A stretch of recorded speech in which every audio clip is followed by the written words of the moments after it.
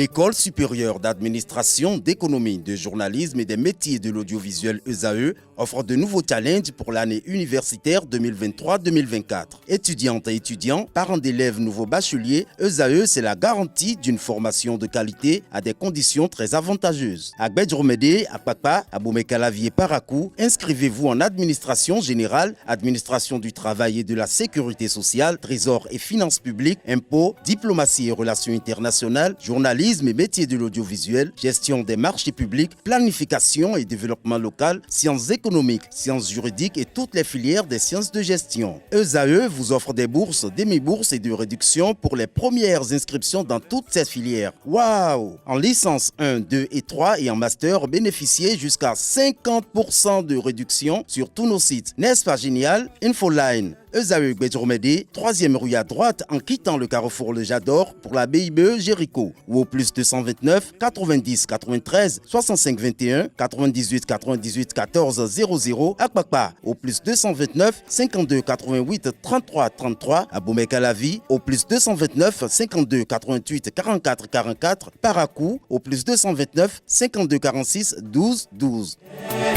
ESAE, l'excellence à un an.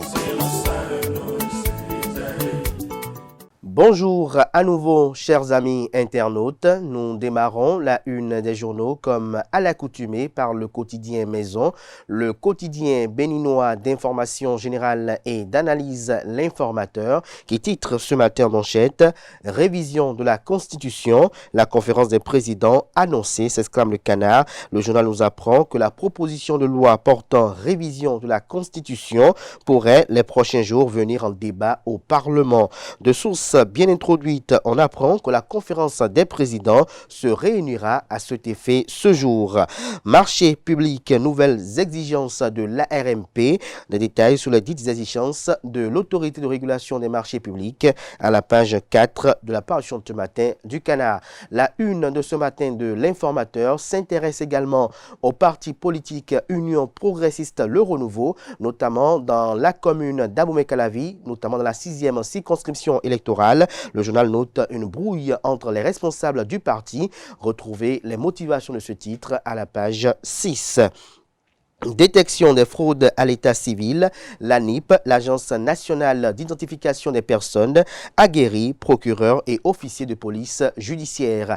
À l'oreille droite, le titre Journal École, une invite ainsi à découvrir dans les colonnes de sa parution les productions journalistiques des étudiants en formation sur les différents campus de l'ESAE, l'École supérieure d'administration, d'économie, de journalisme et des métiers de l'audiovisuel qui a ses campus dans les villes de Cotonou, d'Aboumekalavi et de Parakou. Fraternité, ce matin manchette, s'intéresse à la relecture du code électoral ou à la révision de la Constitution. Le journal fait observer qu'Hassan Seibou et l'opposition, deux solutions opposées pour un même problème. Retrouvez les avis opposés à la page 3. En illustration du titre, les photos de Hassan Seibou en question et de Nourenou Akadé du parti politique Les Démocrates.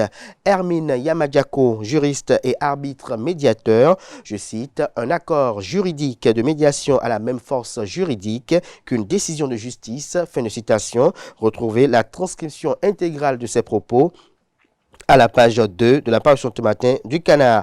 Sénégal, le journal Fraternité nous apprend que la visite du président en exercice de la CEDEAO, la communauté économique des États de l'Afrique de l'Ouest, il s'agit bel et bien du président de la République fédérale du Nigeria, Bola Ahmed Tinubu. Sa visite a été reportée sans nouvelle date. Retrouvez l'article du journal avec lié à cette actualité à la page 7 de sa parution de ce matin. Le quotidien national d'information titre ce matin en manchette « Grâce présidentielle aux 11 derniers condamnés à mort, une marque de respect des droits de l'homme » fait observer le journal. Présidentielle de 2026, les tribulations d'acteurs politiques fait observer le quotidien de service public à la page 3 de sa livraison de ce matin. La Nation ce matin s'intéresse au décès du professeur Paulin Hontonji, témoignage sur la vie et le parcours d'un monument à retrouver aux pages 8 et 9. Matin Libre parle de décryptage de la sortie médiatique du président de la République, notamment la conférence de presse animée jeudi dernier. Des contradictions dans le discours de Talon. Il ne veut pas d'une révision, mais serait prêt à promulguer si. Retrouvez des détails sur le dit décryptage des propos tenus par le président de la République lors de cette conférence de presse animée face aux confrères et correspondants dans les colonnes de la page ce matin du journal. Répression et sécurité routière. Pourquoi il y aura grincement de dents? Cela est à retrouver à la page 3 de la page ce matin du Cana qui propose également comme titre ce matin à sa une parrainage pour la présidentielle de 2026. Claudine Afiavi-Prudencio propose la modification des articles 40 et 135 du Code électoral. Le Béninois libéré libère ce matin en manchette révision de la Constitution, la proposition de Hassan Seibou en version simplifiée. Que reproche-t-on à cette proposition, s'interroge le confrère. Le quotidien spécialiste des questions éducatives, Éducation, titre ce matin manchette. Professeur Noël Gbagidi, président du Conseil national de l'éducation, CNE, je cite, en 4 ans, nous avons rendu plus de 900 avis, fin de citation. Retrouvez l'entretien exclusif qui fait le bilan des 4 années aux pages 5 et 6. Toujours à la une du quotidien Éducation de ce matin, bibliothèque scolaire au Bénin, défaut de matériel pour une gestion efficace. Mendicité chez l'enfant, un fléau à la peau dure, fait observer le Canard à travers la production de dossiers qui est publié aux pages 4 et 5 de sa parution du jour. Dabarou parle du premier anniversaire du président de l'Assemblée nationale, la 9e législature. Louis Vlavonou rend grâce à Dieu et réaffirme son engagement à mieux faire. Le lundi 12 février 2024 marquait le premier anniversaire de la relecture de la réélection, autant pour moi, de Louis Vlavonou au poste de président de l'Assemblée nationale au titre de la 9e législature. À cette occasion, il a rendu grâce à Dieu pour ses bienfaits dans sa vie de tous les jours. Le président Louis Gbagidi Vlavonou n'a pas manqué également d'exprimer sa profonde gratitude à l'endroit de son parti politique Union progressiste Le Renouveau, ses collègues députés et au peuple béninois tout entier. Il a par ailleurs réaffirmé son engagement à travailler pour promouvoir la justice, la paix et le progrès afin de consolider un État démocratique et prospère. On peut lire également comme titre ce matin à la une de Dabarou, amendement du code électoral, le Parti Les Démocrates fait des propositions. L'emblème du jour ce matin manchette, 1 an après sa réélection au perchoir, Louis Vlavonou à l'école du roi Salomon. Toujours à la une de l'emblème du jour de ce matin, installation des cellules de base du parti politique Union progressiste Le Renouveau, les félicitations et assurances du secrétaire général Gérard Benonchi. Le journal nous apprend que dans une note, le secrétaire général de la haute direction politique de l'Union progressiste Le Renouveau, l'honorable Gérard Benonchi, a noté avec satisfaction que sur les 6000 cellules de base à installer, 4000 l'ont été, soit un taux de 70%. Militantes et militants retrouvaient l'intégralité de la dite correspondance dans les colonnes de la page ce matin du Cana qui nous apprend, autant pour moi, qu'après la première édition de la fête Fofo Diakahwe, l'honorable Victor Prudent Tokwanou appelle à la mobilisation générale pour la 2e édition. Le grand jury ce matin à sa une, urgence sanitaire à la CAN Côte d'Ivoire 2023, 41 morts enregistrés durant toute la compétition, des précisions à la page 10. Toujours à la une de le grand jury de ce matin, remobilisation totale des militants, les démocrates dans la 6e circonscription électorale pour les élections de 2026. L'honorable Midofi Antonin Honga et les siens démarrent par les Tofino. Il demande à la base de resserrer les liens et de réactiver la flamme de l'espoir. Décryptage info à présent à sa une, sortie du Mali, du Burkina Faso et du Niger, de la communauté économique des États de l'Afrique de l'Ouest, CEDEAO.